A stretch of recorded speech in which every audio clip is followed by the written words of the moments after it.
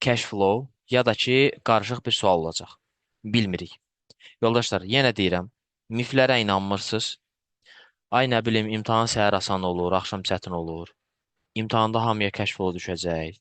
Filan imtahan mərkəzində asandır, filan imtahan mərkəzində çətindir. Bu kimi miflərə inanmayın. Yəni, e, nə bilim, uçan xalça qədər mifik bir şeydir. Yoxdur belə bir şey. Yaxşı? Yəni realist olun da yoldaşlar. Sizcə bu Ramin oturub Bakıda bu quruma kələk gəlir. Səhər imtahana girib asan suallarla rastlaşır. Belə şey icazə verərmi? 120 illik qurum. 500 min tələbəsi var, 200 min üzvü var. Milyonlarla pul qazanır. Yəni düşünürsünüz ki, şəxslər öz reputasiyalarını bir dənə Raminin təxmininə buraxsınlar. Yox, təbii ki, mümkün deyil. Bəxtiniz gətirə bilər, necəsə təsadüfən oxuduğunuz, daha yaxşı bildiyiniz mövzulardan düşər və siz də bunu imtahanda çıxıb şəxslərə deyərsiniz ki, bildiyim mövzular idi, asan idi. Çünki oxumuşdun. Vəssalam, bunun ayrı bir açıqlaması yoxdur. Kimsə də sizi yanlış və ya hansısa miflərə yönləndirirsə, ona deyin ki, sağ ol, imtahandan sonra görüşərik. Boş-boş özünüzə vədlər verməyin. Xahiş edirəm. Disappoint olarsınız. 15 ballıq suallarda yanaşmamız necə olmalıdır? Ümumiyyətcə, bütün imtahan boyunca mütləq şəkildə birinci fokslama olduğumuz nüans vaxtın idarəsidir. Və hazırlıq boyunca evə hər dəfə çalışacağam, indi gedişatdan asılı olaraq minimum bir dənə 15 ballıq sual verim. Yoldaşlar, 15 ballıq sualı sözün əsl mənasında oturub yazmaq lazımdır evdə hazırlıq boyunca. Və bu sual bizdən nə istəyir? Deməli, PDF-də 129, kitabda 113-cü səhifə. Sualın birinci tələbi bizə 4 bal verməklə bizə deyir ki, tap görək bu suallarda, daha doğrusu bu datalarda, boşxanalarda nə olmalı idi? Bir daha deyirəm. İmtahanda bizə düşəcək 2 dənə 15 ballıq sualdan bir dənəsi nümunə olaraq bu da yoldaşlar. Şərt deyil ki, mütləq birəbir bu formada və yaxud da bu mövzudan sual düşəcək. Bəxtdən asılıdır, amma 90% ehtimalla bir dənəsi consolidation'dır, digərini də bilmirik. Hər mövzudan düşə bilər. Yəni qısacası kitabdan demək olar ki, bütün mövzulardan düşür. Sual bizdən nə soruşur? Deyir ki, land, building, motorlu nəqliyyat vasitələri, avadanlıqlar və mebellər. 4 bal verir. 15 ballıq sualın yaxşı xüsusiyyəti odur ki, proporsional müəyyən qədər ballar ala bilirik. Yəni bizi ya 0 ya da 15 balla qiymətləndirmir. Müəyyən hissəvi şəkildə ballar almağımız da mümkündür. 2 ballıq sualdan ən əsas fərqlərindən biri budur.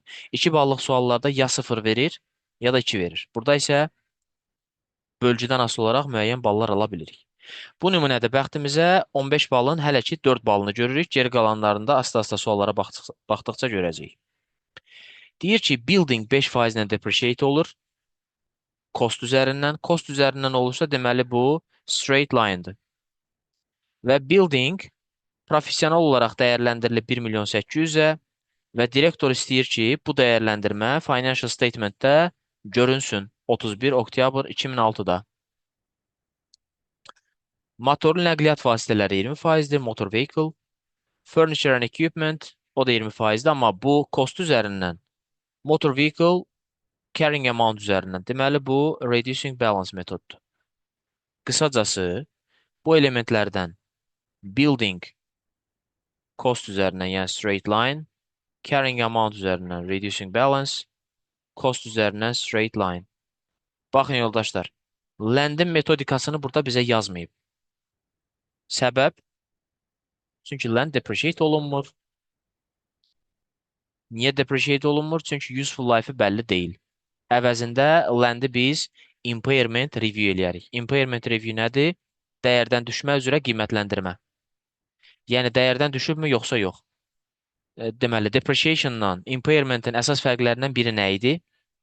Depreciation sistemli şəkildə bilinən istifadə müddətinin bölgüsüdür. Daha doğrusu istifadə müddəti boyunca bölgüsüdür. Yəni mən aktivin dəyərini bilirəm, istifadə müddətini də bilirəm. Bunu hər hansısa bir məntiq tətbiq eləyərək, yəni sistem tətbiq eləyərək amortize eləyirəm. Impairment-də isə Kənar faktorlardan sistemli olmayan, gözləmədiyin bir hadisə nəticəsində, kənar və ya daxili faktorlar nəticəsində köhnəlmə xərci hesablayıram. Yəni dəyərdən düşmə xərci hesablayıram. Hər ikisi bizdə xərc yaradır. Sadəcə fərqi odur ki, amortizasiya sistemli bölgüdür, impairment gözləmədiyimiz bir bölgüdür. İndi gəlin baxaq suala. Deməli, building cost, motor vehicle carrying amount, furniture-də cost üzərindən 25 və 5, daha doğrusu 5, 20 və 20 faizlər. Mənə nə verilib yoldaşlar? Aşağıdakı elementlər əvvəlcə deyir tap görək. O suala qayıdacağıq təbii ki. Tap görək bu sualda 5 bal verir. Bu elementlər PNL-də görünərmi, görünməzmi? Bir-bir üzərindən keçirəm. Hələ ki ilk sualımız olduğu üçün özüm eləyirəm. Növbəti dəfələrdə siz eləyəcəksiniz. İmtahanda da interfeys belə ola bilər yoldaşlar. Yəni bizə sadəcə belə bubble questionlar olacaq da. Yəni biz sadəcə klik eləyəcəyik. İmtahanda Word olaraq bizdən hər hansısa bir yazı tələb eləmir. Yəni sadəcə sualın cavabını seçmək lazımdır. Yazmalı olduğumuz nələr ola bilər? Mənfi işarəsi, vergül və rəqəmlər. Word olaraq hər hansısa bir yazı bizdən yazmaq tələb edilməyəcək. Əgər yazılı olmalı olan nəsə varsa, özü hazır verib sadəcə bir seçim eləməli olacağıq. Inventar profit or loss-un rəqəmidirmi? Yox. Expense, bütün expense-lər P&L-dədir. Məsələn, baxın. Administrative expense, sonra loan, note, interest. Burada yazılmasa da bunun qarşısında da bir expense var. Yəni bu kreditin faizidir. Loan note qiymətli kağızdır. Qiymətli kağız, yəni biz borc götürmüşük. Ona görə faiz ödəyirik. Share premium account, statement of financial position itemidir. P&L-də olmaz. Baxın ha yoldaşlar, tək P&L-dədir seçmir ya. P&L-də olmayanları da seçmək lazımdır ki, ona görə də bal versin. Yəni tək P&L-də olanları seçsəm, balı tam almıram. Nəyin P&L-də olmadığını da qeyd eləməliyəm. Deməli, inventory, not in P&L, administrative expense, yes. Share premium, deyil.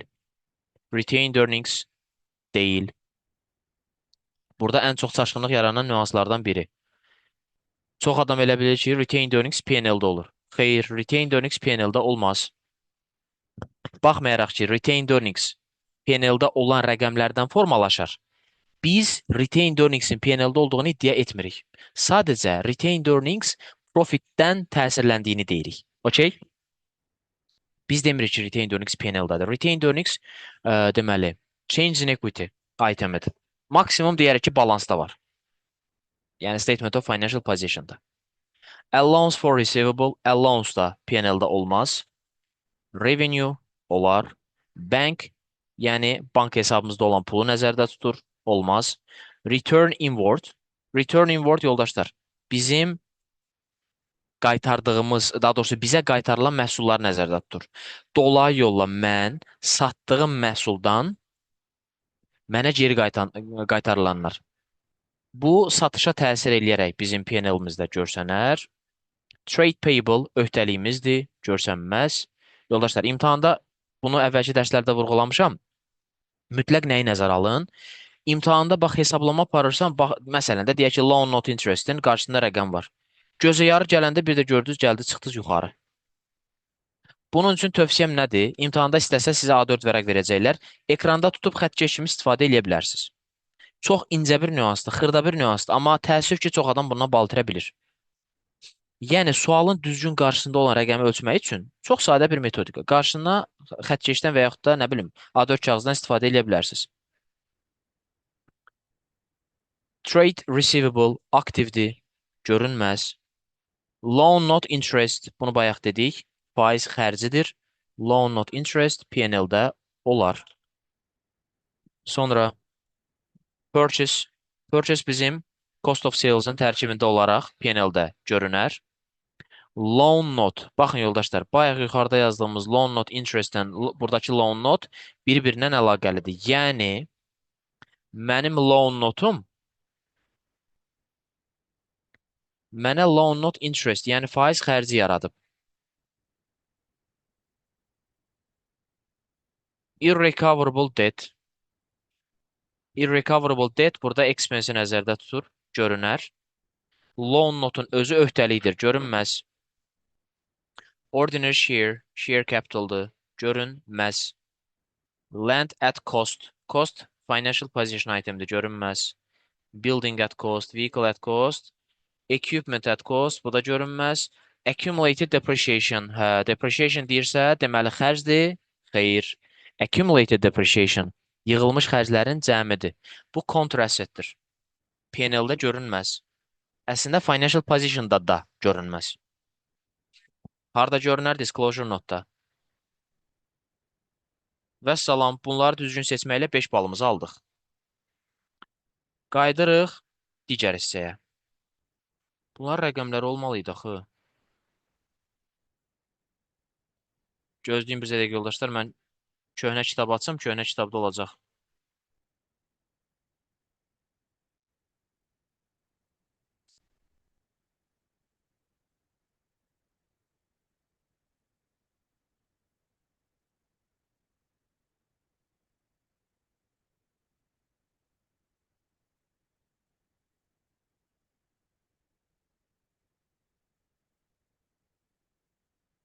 Bizə dəqiqə. Okey, rəqəmlərin yeri sürüşüb, amma eyb yox. Bu formada baxaq. Lap əvvəlki versiyada rəqəmləri qabağından yazırdılar.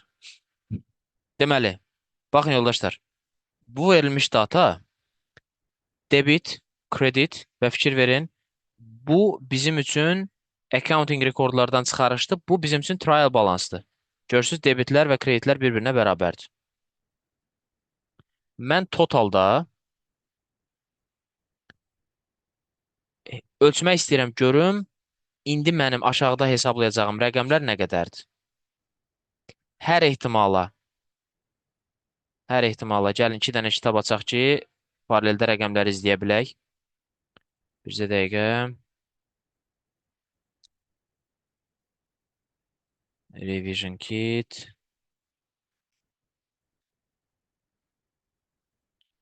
Deməli, səhifə 128. Şu. Əla. Sual bizdən nə istəyir? Deyir, tap görək. Landin balansda görünən dəyər nə olar? Və ehtiyatlı olun yoldaşlar. Məndən soruşur ki, carrying amount nə qədər olar? Yəni, bütün hesablamalarımı carrying amountdan hesablam. Yəni, ilin sonundakı dəyər. Baxın, 30 oktyabr 2006, 31 oktyabr 2006. Niyə düşündüm ki, ilin sonunu istəyir məndən? Çünki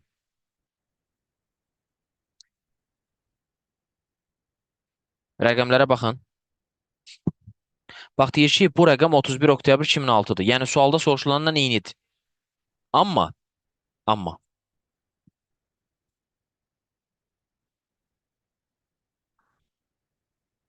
bu rəqəmləri görürsünüz. Buradakı rəqəmlər 2005-dir, 1 il əvvələdir. Yəni, xırda nüansda çaşdırır bizi. Bir daha deyirəm. Sual bizdən soruşur 31 oktyabr 2006, yəni ilin sonunu. Mən verilən sualda baxıram ki, onsuz da bu mənə 31 oktyabr 2006 verib. Məndən niyə yeni şey soruşur təkrar? Carrying amount-u. Onsuz da carrying amount var da burada. Datalara baxıram ki, yox, bu mənə carrying amount-u tam sualda istədiyi şəkildə verməyəcək. Səbəb, çünki bu datalar, yəni accumulated depreciation hələ 2005-in noyabrın 1-nədir. Cari gün accumulated-i hələ hesablamayıb. Yəni mən bu rəqəmləri düzgün şəkildə hesablamalıyam. Amma yaxşı xəbər nədir? Landlə bağlı əlavə bir hesablama yoxdur. Impairment və s. yoxdur. Əlavə alış da olmayıb. Deməli, landin carrying value-su ilin əvvəlində neçə idisə indi də elədir. Yəni, 740 elə gətirib olduğu kimi yerinə yazacağam. Landlə bağlı hər hansısa bir əlavə hesablamaya ehtiyac yoxdur. Keçirəm digərinə. Building.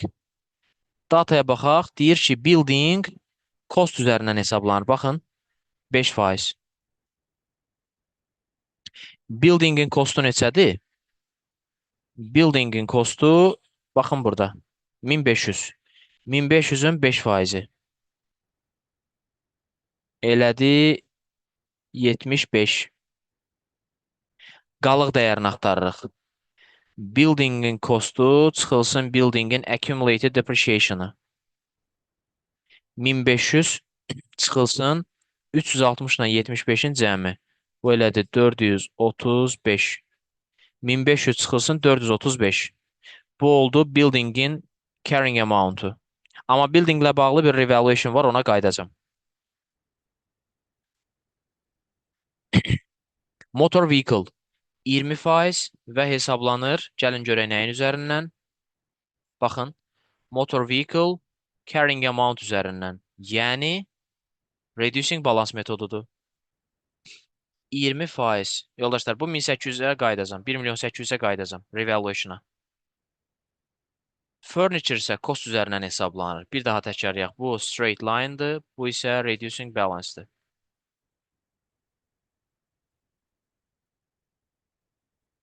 Motor vehicle 240 kostu var idi.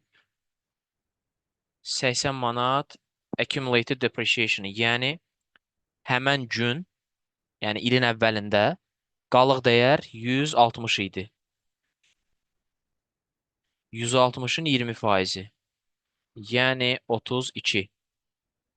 Başqa sözlə, motor vehicle-ın qalıq dəyəri nə qədərdir sualına cavab 80 ilə 32-ni toplayıb 240-dan çıxıram.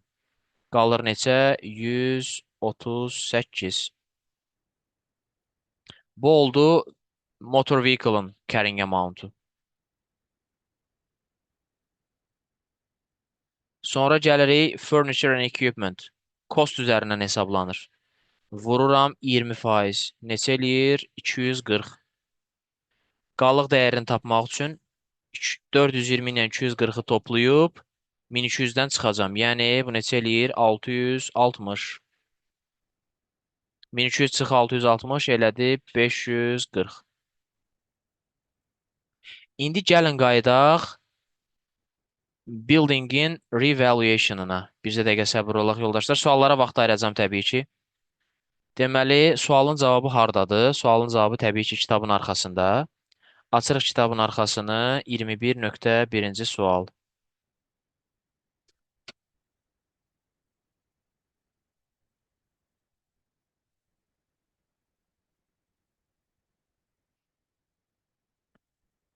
Baxın. Land 740. Tapdıq. Əla. 4 baldan 1 balımızı aldıq. Niyə? Çünki 4 bal verir. 4 dənə də tələb soruşur məndən. Tələb istəyir məndən. 1 balımızı aldıq. 740 əla. Motor vehicle 128 əla. 540 əla. 3 balımız var. Bir dənə buildingdə biraz yanıldıq. Gəlin görək buildingdə nə baş verir. Baxın, buildingdə mənə belə bir data verir. Deyir ki, bu buildingin hal-hazırda dəyəri 1500-dür. Hələ bir depreciation'ı da var 360. Deyir ki, bunun dəyəri olub 1.800.000. Professionally valued olub. Və bunu direktor istəyir ki, hesabatda göstərsin.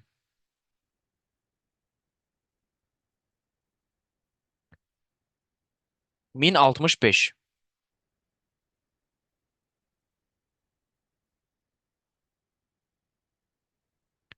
Sizcə, bizə dəqiqə, bu niyə göstərməyib bəs hesabatda? Bizə dəqiqə, Director Wish Incorporated Financial Statements. İlin sonunda göstərəcək qalıq dəyərində.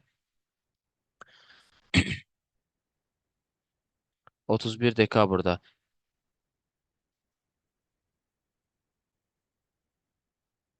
Okey, sualda soruşdu, deməli, tələb elədiyindən qeyd elədiyi məlumatı icra eləməyib. Anyways, çox detallara getməyək. Nə baş verib? Qiymətləndirmə eləyib. Onu hesabatında yazmaq istəyirdi, amma hələ yazmayıb. Qalıq dəyərimiz necə hesablanır? Qaydamız eynidir, dəyişmir. 1.500.000-dən əvvəlcə çıxmışam, fikir verin, 360-ı, sonra da onun 1500-ün 5%. Bayaq hesablamamızdan. Bayaqki hesablamamızdan eynidir. Heç bir fərqi yoxdur.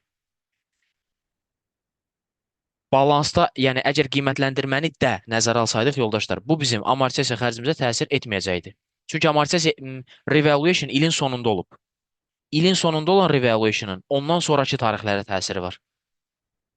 Mən qayıdıb 2006-cı ilin 31 oktyabrında, yəni maliyyə ilinin sonunda yenidən qiymətləndirmə eləmişəmsə, bu yenidən qiymətləndirmənin ilin əvvəlindən bu günə kimi olan amortisasiya xərcinə təsiri yoxdur. Yəni mən qayıdıb amortisasiyamı 1800 üzərindən hesablamamalıyam. Bəs 1800-ü harda yazacağam? Balansda qalıq dəyərimdə. Okey? Və salam, bu da bizim ikinci tələbimiz. Keçirik üçüncü tələbimizə. Üçüncü tələb bizdən nə istəyir? Deyir ki, inventarla bağlı 21.3-dən danışırıq. İnventarla bağlı müəyyən dataları verirəm sənə. Tap görək, aşağıdakı elementlər debitmi yoxsa kreditmi olmalıdır? İmtahanda yoldaşlar bunu sizə verəcək, sadəcə mouse'dan üzərində klikləyəcəksiniz. Yaxşı, sizdən söz olaraq yazmaq tələb edilmir. Deyir ki, 31 oktyabrda inventar 275 dəyərləndirilib, hansı ki, orijinal kostudur. However, onun içərisində problemli məhsullar var. Və 2 ildə ambarda qaldığına görə 45 minlik məhsul. 2 ildə ambardadır. Noyabr 2006-da qərar verdik ki, 20 minə sataq. Baxın, mən maliyyə ilimin sonundayam. Yəni 31-10 tarixindəyəm. Bu noyabrda satışdan danışır. Events after reporting 31 oktyabr tarixi üçün noyabrda baş verən hadisə, satış mənim üçün expected selling price məntiqini daşıyır. Expected selling price'ım 20-dir. Cost to sell 5000-dir. Administrative expense. Nəticədə mənim NRV-im, deməli, administrative expense which related to... Yo, bu 5000 ona aidiyyəti yoxdur. 5000 ayrı şeydir. Deməli, kostum 45-dir, NRV-im 20-dir. İkinci standart mənə nə deyir? NRV ilə kostun arasında ən aşağı olan hansısa hesabatında onu göstər. Yəni mən 31 oktyabrda hesabatımda 45 min kimi göstərdiyim elementin əslində NRV-si 20 olduğuna görə 45-i çıxarmalı, yerinə 20-ni yazmalıyam. Bunun double entry'si necə olur? Debit, expense, credit, inventory. Nə qədərlik? 25. Yəni hesabata yazacağım nədir? Yazıram debit 25 expense, inventory write-off, credit, inventory. Balansda inventarın kostundan azaltdım. 25 qədər. Səbəb 45-dən 20-yə endisin. 5000 ilə bağlı qeydimiz nədir yoldaşlar? 5000 deyir ki, baxın, notlara fikir verək. Bu 5000 noyabrla bağlı olsa da administrativ xərcə daxil edilib. Yəni noyabrın xərcini indidən yazmışam hesabata xərc kimi, yazmamalıydım. Onu düzəltməliyəm.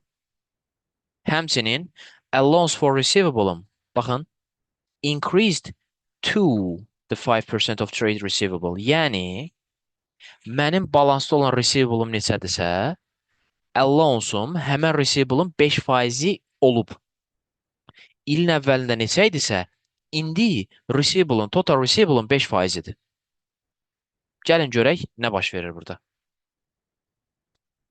Və nə deyir burada? Wages and salaries 40 minlik outstanding rəqəm var. Yəni bunu hələ yazmamışam. Outstanding o demək ki, yazmamışam hələ.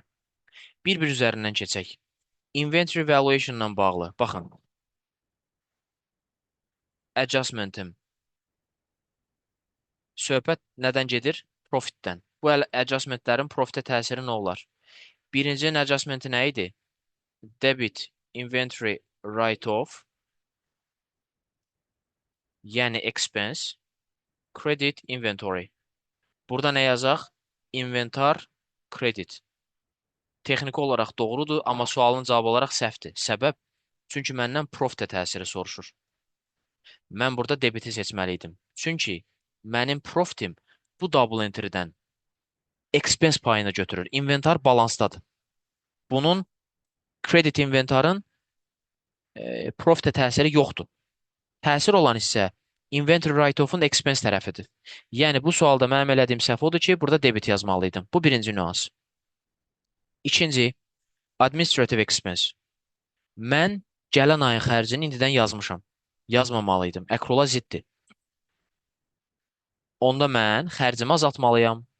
Debit hər nədirsə, credit expense olacaq. Credit expense profitimi artırar. Özü mənə açıq-aşkar deyir, increase in allowance. Allowance da artım, xərcimi artırırdı. Debit expense, yəni irrecoverable debt expense, credit allowance yazırdım həmişə. İstisnasız.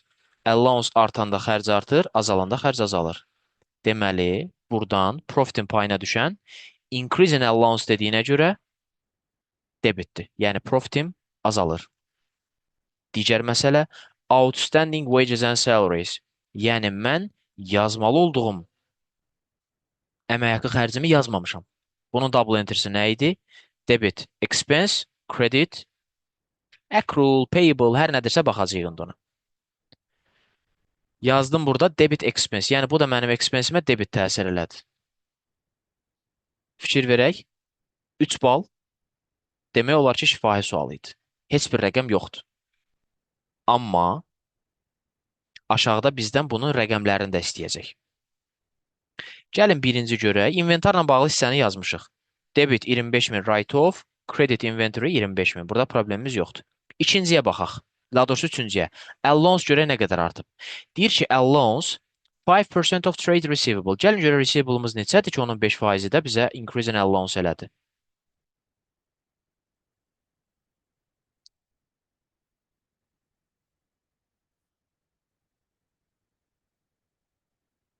Baxın yoldaşlar. Allowance balansım credit və burada. 1 noyabr 2005 ilin əvvəlində 40 idi. Receivabl'ım 900'dür.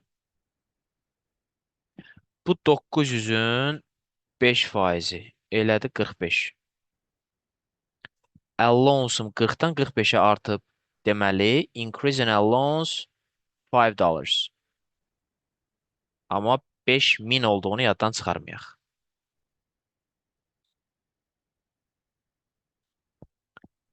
Debit, irrecoverable bad debt expense 5K. Credit allowance 5K. Birinci expense'imizi artırdı. İkinci contra asset'imizi artırdı. Yəni allowance'ımızı. Həmçinin administrative expense 1106 əslində 5 manat, 5000 manat gələn ilin xərcini öz içərisində əks elətdirir. Mən bu 5000 oradan remove eləməliyəm. 5000 böyük ehtimalla payable-ın ya da ki accrual-un içərisindədir. Debit, payable və ya accrual, credit, expense yazacağıq. Digəri 40.000 manatda əlavə salary and payable olmalı, salary expense olmalıdır. Gəlin görək bunun nəticəsi nədir? Bayaqçını tapdıq. Inventory valuation. Burada bir problemimiz yoxdur. Bu cavabdır. Heç bir problem yoxdur burada. Digər hissəyə baxaq.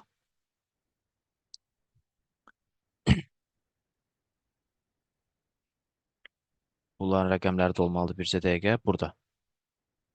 Heç rəqəm soruşmuş ki. Nə gözəl, lap əla. Bu lap asan imiş. Share capital və share premium. Gəlin görək nə baş verib. Əvvəlcə deyir ki, 21.4-dən danışıram. During the year, daha doğrusu during the October, bonus issue of 1 for 10 shares. Bonus issue nə idi? Qarşılığında pul almadan hesabatımızda kapitalda struktur dəyişikliyi eləyirdik. Yəni debit share capital, credit share premium. Bəzi hallarda debit, mən səhv dedim, debit share premium və ya bəzi hallarda əlavə olaraq da retained earnings, credit həmişə share capital. Birinci dediyimi unudum, birincini səhv dedim. Bir daha deyirəm, bonus issue'nun double entry'si debit share premium, credit share capital. Bəzi hallarda share premiumun yanında retained earnings də ola bilər. Bu mənə deyir ki, o double entry'də, yəni yazmalıydım debit share premium, credit share capital. Share premium account istifadə olunub və has not been entered in the account records. Yəni nə debit, nə də kredit yazmayıb. Və deyir ki, bu tranzaksiyadan cash balansım necə dəyişəcək? Cavab artacaq. Düzdürmü? Xeyr, çünki bonus issue'dur. Axı dedik, bonus issue'da pul yoxdur. Bonus issue'da unchanged olacaq. Nə olsaydı artacağı seçərdik? Əgər right issue olsaydı. Right issue'da biz endirimlə də olsa pul alırdıq. Əla. Növbəti addımımız deyir, rəqəmlərdə nə yazardın? Gəlin görək nə yazardıq. Qalxırıq yuxarı. Baxın. Şirkətin share capitalında nə var? 1.800.000. Baxın, ay yoldaşlar, 1.800 yox. 1.800.000. Deyəcəksə, xaramın, açıq-aşkar burada 1.800 yazıb. Baxın, niyə 1.800.000 deyirsən? Cavab. Qalxırıq yuxarı. Baxırıq ki, sən demə, burada yuxarıda 3 sıfır da var imiş. Baxın burada. Yəni aşağıda gördüyünüz bütün rəqəmlər hamısı minlikləri göstərir. Mənim 1.800 dənə yox, 1.800.000 dənə səhmim var. Hardan bildim? Burada 1.800.000 yazıb. Ona görə 1.800.000 dedim. Yenə də yox. Ona görə ki, bu 1.800.000 yoldaşlar, bu say deyil, bu dollardır. Və soruşa bilərsiniz, yaxşı, Ramin, sən niyə 1.800.000 dənə deyirsən? Çünki əgər hər biri 1 dollardandırsa, görəsən neçə dənəymiş ki, 1.800.000 dollar yaradıb? Ehtiyatlı olun. Bəzi məsələlərdə burada 0.5 verə bilər. 0.5 olsa, artıq səhmimizin sayı olacaq 3.600.000. Görəsən neçə dənəymiş ki, hər biri 0.5-dən olub 1.800.000. Bax, bu çox incə nüanslı yoldaşlar. Xahiş edirəm, bunu özünüzə not götürün. Gəlin görək mənim nə qədər share premiumum var imiş. Share premiumum izlədik, oldu 200.000. Yenə təkərəm yoldaşlar. İmtahanda göz yarı izləyəndə gəlib görəsiniz ki, çıxmışsınız bura. İmtahanda həyəcandan adam gözü də görmür. Ona görə xahiş edirəm, A4 kağızdan istifadə edin mütləq. 200.000 dənə, 200.000 dollarlıq share premiumum var. İndi özümə sual verirəm. 10 dənəyə 1 dənə bonus eləmişəm. 1.800.000 dənə səhmim var idi. 1.800.000 bölünsün 10, vurulsun 1. Yoldaşlar, bu rəqəmləri nə olur olsun yazın. Bəlkə məsələdə bizə deyəcəkdi ki, 3-ün 2-yə emisiya eləmişəm. Ondan nə edəcəkdim? Bölürdüm 3-ə, vururdum 2-yə. Deməli, mən 1.800.000 bölünsün 10, vurulsun 1 eləmişəmsə, onda 180.000 dənə əlavə eləmişəm. Başqa sözlə, share premium 180 azalıb, yəni olub debit share premium, artıb share capital, yəni credit olub share capital. Rəqəmlərə baxaq, görək düzmü yazdıq, hər ehtimala.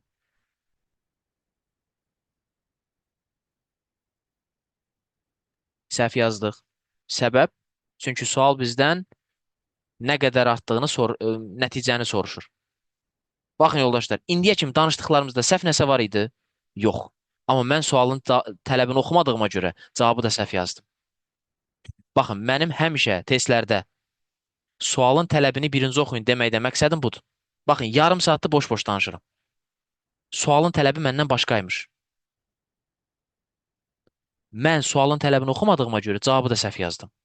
İmtahandan çıxanda deyirsən ki, axı, mən o hesablamağı düz eləmişdim. Niyə orada səhv çıxdı? Çünki sualın tələbini oxumamışdım. Qayıdıram sualın tələbinə. Görün məndən nə istəyirdi sual? What will be the balances on the accounts? Balances, yəni son qalığı soruşur. Desəydi ki, what will be the change və yaxud da what will be the double entry, onda hə. İmtahan üçün növbəti qeyd. Bəzi suallarda görəcəksiniz ki, burada yazıb vergül, arxasında 0. Onda bura nə yazmalıydım? Yazmalıydım 1.960.000. Daha doğrusu sualın cavabı indi burada bildikdə 1 milyon 960 sualın birinin capital cavabı idi. Digərinin cavabı isə 20 min idi. Əgər burada 3 sıfırı yazıbsa, mən burada sadəcə yazmalıyım 20 və 1960. Vəssalam. 3 sıfırlar təkrar yazsam, o gəlib çıxacaq milyarda. Vəssalam. Bu da bizim 15 ballıq sualımız. Gördüyünüz kimi yoldaşlar, ayrı-ayrı oxusaz, 2 ballıq suallardan qat-qat rahatdır. Sadəcə nöqtələri birləşdirmək lazımdır. Bu da bizim 15 ballıq suallarımızdan hələ ki bir nümunə.